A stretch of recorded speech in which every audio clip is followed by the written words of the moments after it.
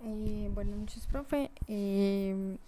Este es el mapa conceptual de la aplicación del ciclo económico. Em, Tenemos acá el flujo circular de renta. Entonces, empezamos con la definición del PIB, que el PIB es el valor total de los bienes finales de un país. Eh, este PIB se construye a través de un ciclo, que es el ciclo que tenemos acá, que es el ciclo económico, ¿cierto? Entonces todo empieza, o bueno, ni siquiera hay un inicio.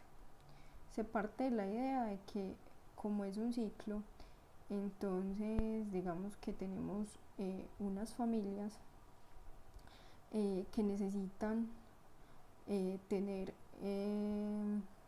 insumos para poder subsistir. Entonces en este caso necesita productos para poder alimentarse, productos para poder desempeñar incluso ciertas funciones, por ejemplo, eh, no sé, poder salir a trabajar, o en el caso pues como de los medios de transporte, ¿cierto?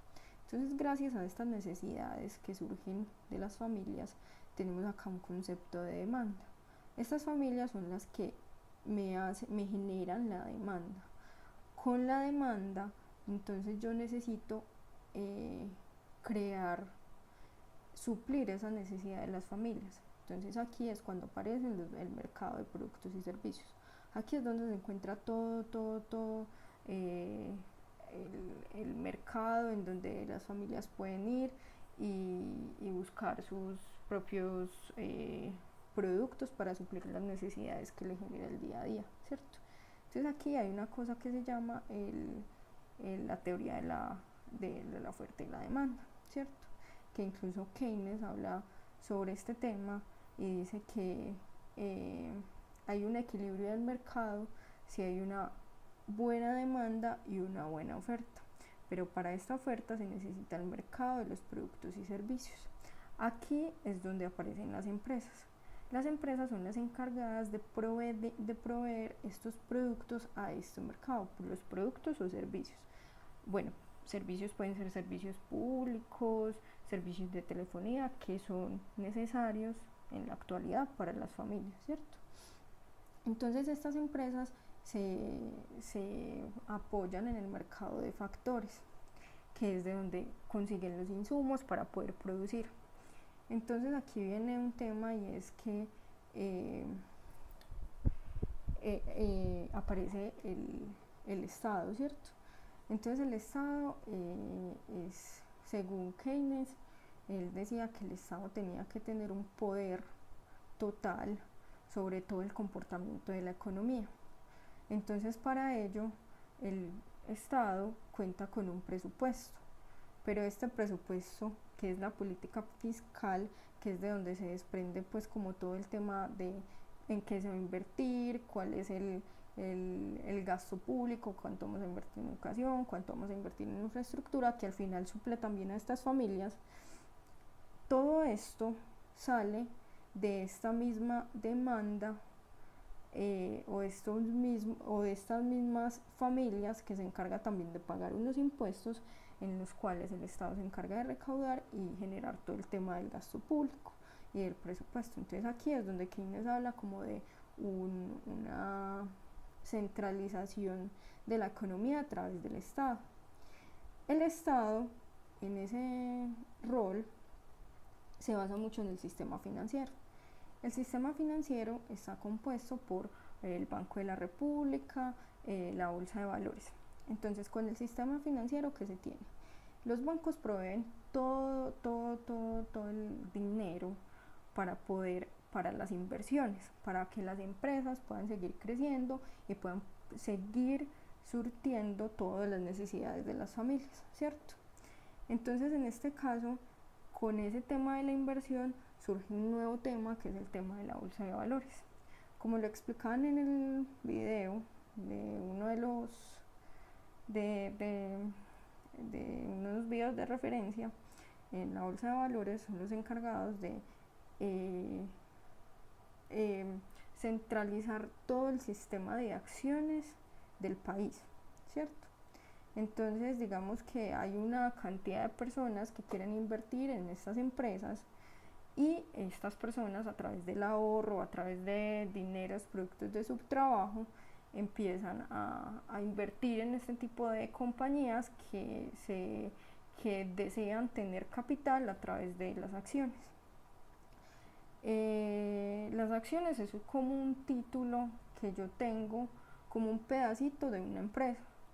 Entonces digamos que hay dos personas que hicieron una empresa de zapatos y la empresa de zapatos creció tanto y quiso diversificarse tanto que dividió la empresa en acciones con el fin de tener más más personas que invirtieran capital y poder expandirse. De esta manera vemos que hay un ciclo económico en donde todo depende de todo. O sea, tanto el Estado es necesario para poder poder proveer todo el tema del empleo, porque esto es una obligación del Estado, que las personas tengan el empleo suficiente para poder suplir esas necesidades básicas.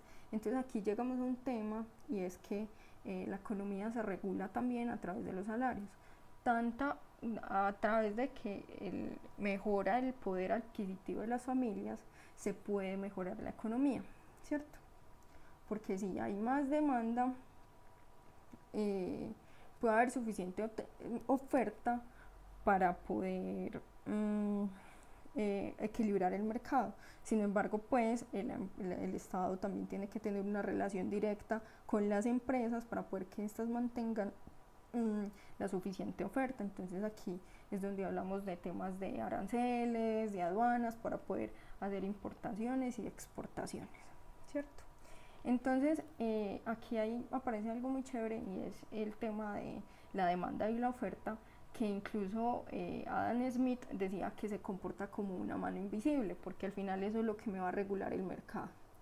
Entonces, volviendo al tema de los salarios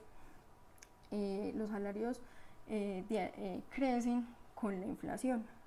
La inflación es el comportamiento de los productos, o el valor de los productos, de los valores de los productos que se encuentran en un mercado año a año. Esto es un indicador macroeconómico que se encuentra en la página del Banco de la República, y que incluso hay una medición mensual y diaria, ¿cierto? Entonces, teniendo ese equilibrio, si aumentan los salarios, entonces tienen que aumentar el valor de los productos para poder compensar todo este ciclo, ¿cierto? Entonces, aquí hay un agente muy importante, y es el mundo. O sea, no solamente estamos hablando de una economía nacional que tiene que mantener un equilibrio, sino que el equilibrio lo que me da es que la economía del país sea más próspera o no, y esto se mide con el PIB.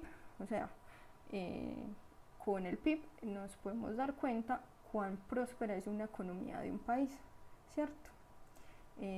Por ejemplo, Estados Unidos, que es una de las mayores potencias económicas, tiene un PIB que supera infinitamente al de Colombia, pero que obviamente depende mucho también de otros factores, como la cantidad de población, la cantidad de empresas emergentes, un montón de temas que al final se conectan entre sí.